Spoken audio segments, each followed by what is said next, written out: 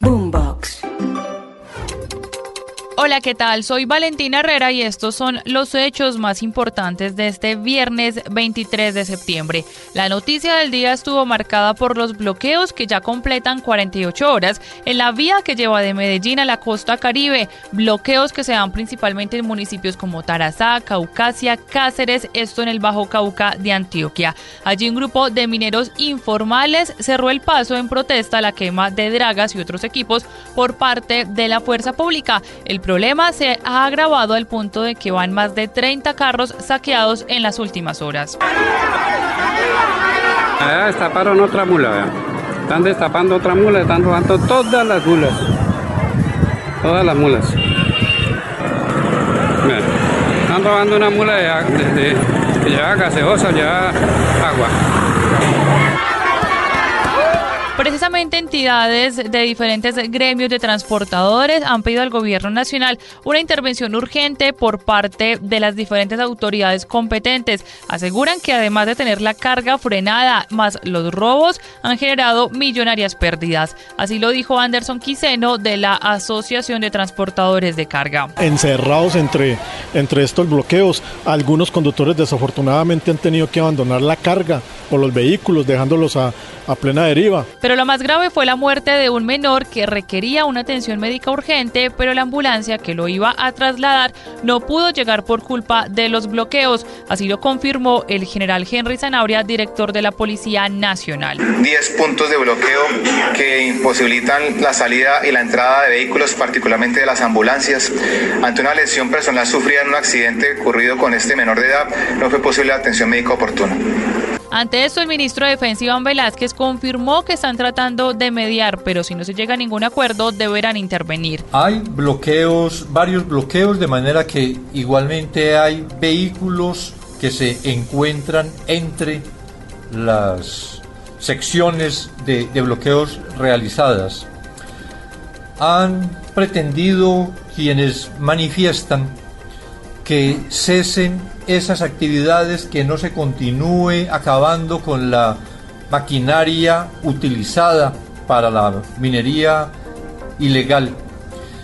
Y sobre esto, en lo que siempre se ha dispuesto por el gobierno una primera instancia de diálogo que está a cargo fundamentalmente del Ministerio del Interior, que, por lo que entiendo en las conversaciones que he tenido con el ministro el día de hoy, ha estado en contacto con los alcaldes de Tarazá y Cáceres, también con la ministra de Minas y Energía, y que se está definiendo. En otras noticias, este lunes se reanudan las exportaciones de Norte de Santander a Venezuela y por eso se están realizando todos los procesos de aduana para que también estén listos y preparando los puentes internacionales para ese paso de vehículos. Los detalles con Juliet Cano. Mantenimiento general se hacen en los puentes Simón Bolívar y Francisco de Paula Santander por la apertura para el transporte de carga que se hará este lunes 26 de septiembre. Hablamos con los empresarios que van a exportar sus productos. Uno de ellos, Mauricio Botía, quien va a llevar riatas para Venezuela y posteriormente va a llevar telas. Y aquí lo que vamos a exportar son riatas, insumos, vamos a forros, capelladas, bueno, todo lo que sean todos esos productos para marroquinería y calzado. Es la primera vez desde que cerraron la frontera en 2015 que va a ocurrir un paso mixto, es decir, que a partir de las 10 de la mañana del lunes, además de las personas que transitan, también van a pasar las tractomulas por ambos puentes internacionales. Y por su parte, el embajador de Colombia en Venezuela, Armando Benedetti, se reunió con el presidente Gustavo Petro para hablar de la normalización de las relaciones bilaterales. Aseguró que hubo un compromiso para que las ganancias de la empresa Monómeros se queden en el país y Colombia, reiteró, quiere comprar esa empresa. Las declaraciones las tiene Santiago Santiago Rincón. Terminó la reunión entre el presidente Gustavo Petro, el ministro de Comercio Germán Umaña, de Transporte Guillermo Reyes y el embajador de Colombia en Venezuela Armando Benedetti. Este último se refirió a la reapertura de la frontera, dijo que será algo más protocolario y no confirmó aún la asistencia del presidente Gustavo Petro a la ciudad de Cúcuta, pero sí habló de la llegada al muelle de Barranquilla del buque con más de 16.000 toneladas de urea de la empresa Monómeros. Es que no se nos cobre el transporte, que nos da $600 la tonelada, cuando está costando 730 o 930 de acuerdo a lo que fluctúa el mercado. Contamos con la suerte de que la OFAC, como la lista Clinton, ya le había dado una prórroga a la empresa. Como se la da a la empresa y no a los gobiernos, pues nosotros le hemos explicado que nosotros tenemos muchas ganas de comprar esa empresa y con base en eso, o sea, está el tema de la OFAC.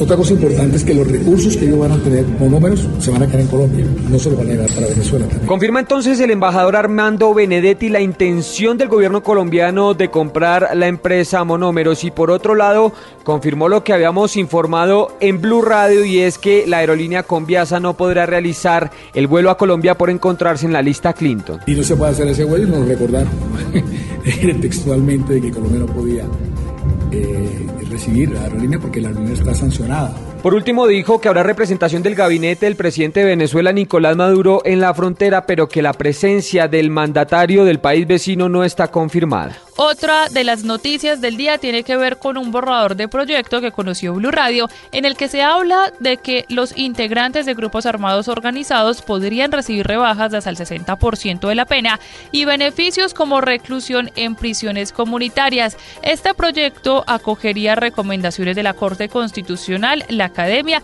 y hace uso de buenas prácticas internacionales como la Ley de Organizaciones Corruptas e influenciadas por la extorsión para el enfrentamiento de la mafia norteamericana. También están desarrollando un principio de restauración y reparación comunitaria. Según el texto, que todavía no ha sido presentado al Congreso, los integrantes de estos grupos criminales que se acojan a la ley podrían acceder a dichos beneficios y poder pagar su condena en prisiones comunitarias para los altos mandos y zonas de ejecución especial en lugar de arraigo para las bases de las estructuras. Esto sin duda ha generado bastante polémica, reacciones a favor y en contra, pero también habló el ministro de Defensa, Iván Velázquez, diciendo que todavía es algo que está en estudio. Todavía no hay un proyecto radicado en el Congreso. Hay discusiones sobre qué podría presentarse al Congreso. Hay instrumentos actuales vigentes en las leyes de reducción de pena, por ejemplo, por aceptación de cargos, los beneficios que se pueden obtener por colaboración eficaz, etcétera, que son instrumentos vigentes que, según entiendo, pero esto es una definición que se está haciendo precisamente desde la Oficina del Alto Comisionado para la Paz con Ministerio de Justicia, se está examinando si estos beneficios que están previstos en la ley vigente son suficientes para en este proceso pues de conversaciones con esas organizaciones. Entre tanto, Blue Radio habló con la alta consejera para la juventud, Gabriela Pozo, quien entregó varias noticias importantes. Anunció que el presidente Gustavo Petro ya dio la directriz para avanzar hacia el desmonte completo del SMAT y confirmó que se buscará entregar un subsidio de 800.000 pesos mensuales a 100.000 jóvenes que hoy están en bandas delincuenciales. La entrevista completa con Santiago Rincón. Así es, mire, varias noticias importantes nos entregó la consejera para la juventud, Gabriela Pozo, en este diálogo exclusivo con Blue Radio. Como usted lo señalaba, dijo que no son suficientes los cambios en el SMAT que anunció el director de la policía, el general Sanabria, y que el gobierno buscará que se desmonte completamente este escuadrón. Incluso anunció que esa directriz ya la dio el presidente Gustavo Petro. El presidente Gustavo Petro ha sido muy enfático en la reforma a la policía. Y en la reforma a la policía implica el desmonte del SMAT. Pues fue un ejercicio que igual ya directamente está por directriz del presidente y de la reforma de la policía. policía y principalmente el desmonte del ESMAD. O sea, la directriz ya fue dada. Habló también del programa Jóvenes en Paz y confirmó que se entregarán hasta 800.000 pesos a unos 100.000 jóvenes que están en bandas delincuenciales en distintos territorios del país. Pues este es el valor promedio, un poco más del promedio que hemos observado a nivel nacional, incluso podría ser el máximo. Y se refirió a los jóvenes de primera línea que continúan presos. Dice ella que son 110 y en términos muy duros aseguró que muchos son presos políticos y víctimas de falsos positivos judiciales. Muchos de los jóvenes fueron capturados y son falsos positivos judiciales en términos del estallido social, en términos de salieron a protestar y ahora se encuentran privados de la libertad.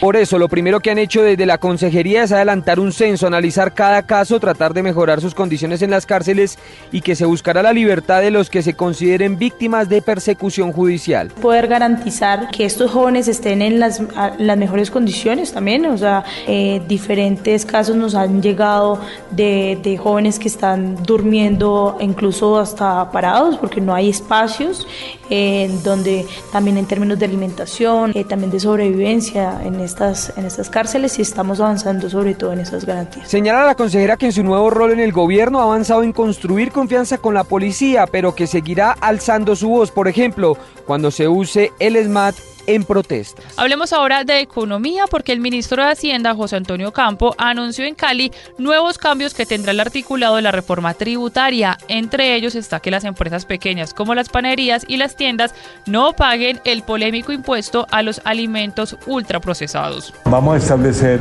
que ese impuesto recae sobre el productor o sobre el importador. Vamos a decir que el pequeño productor, por ejemplo la panadería, va a quedar exenta de ese impuesto. Y hay reportes del DANE. Por una parte, dijo que ha aumentado la percepción de que los colombianos se están volviendo más pobres.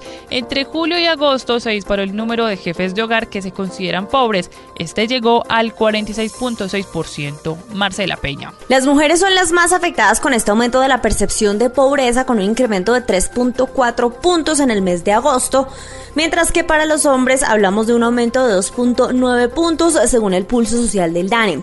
El incremento de esta percepción se da en medio de la disparada de la inflación en Colombia, que se está sintiendo principalmente en los precios de la comida y también en los costos del arriendo y los servicios públicos.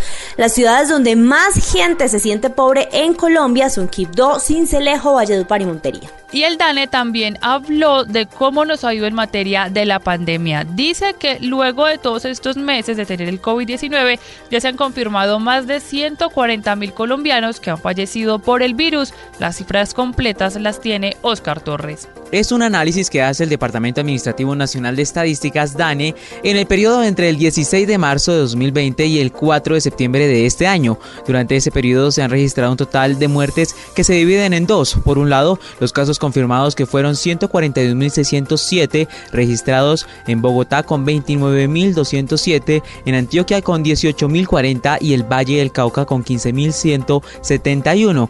Y por el otro lado, los sospechosos, o sea, los que no se pudieron confirmar si la muerte fue por COVID-19, y en ese caso fueron 12.758, distribuidos en Bogotá con 2.671, en Antioquia con 1.289 y el Valle del Cauca con 744. La directora del DANE, Piedad Turinola. El grueso de las defunciones de COVID son para adultos mayores de 60 años. Esa es la naturaleza del COVID, que nos muestra una mayor mortalidad entre los hombres y sobre todo para los mayores de 60 años. Otras cifras claves que reveló el DANE también tuvo que ver con la desnutrición de niños y niñas menores de 5 años, que había descendido en el 2019 y 2020, pero han aumentado nuevamente en el 2021. El departamento más afectado es el Chocó, que tiene una tasa 11.6 veces mayor que la media nacional, que es 7.5. Le sigue el departamento de La Guajira y del Bichada. Y ahora hablemos de dos de las noticias judiciales del día. Una de ellas tiene que ver con Rodrigo Noguera, que dejó de ser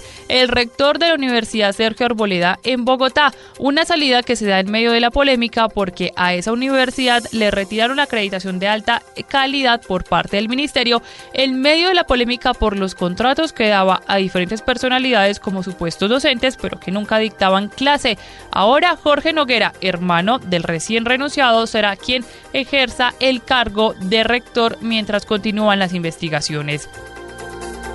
Por otra parte, uno de los implicados en el escándalo de Centros Poblados firmó un preacuerdo con la Fiscalía y reconoció que cometió el delito de falsedad en documento privado. Se trata de Jorge López Benavides, quien, de acuerdo con la Fiscalía, incluyó información falsa en las 3 pólizas que presentó Centros Poblados para quedarse con ese anticipo de los 70.000 millones de pesos en el contrato que buscaba llevar Internet a las zonas más apartadas del país.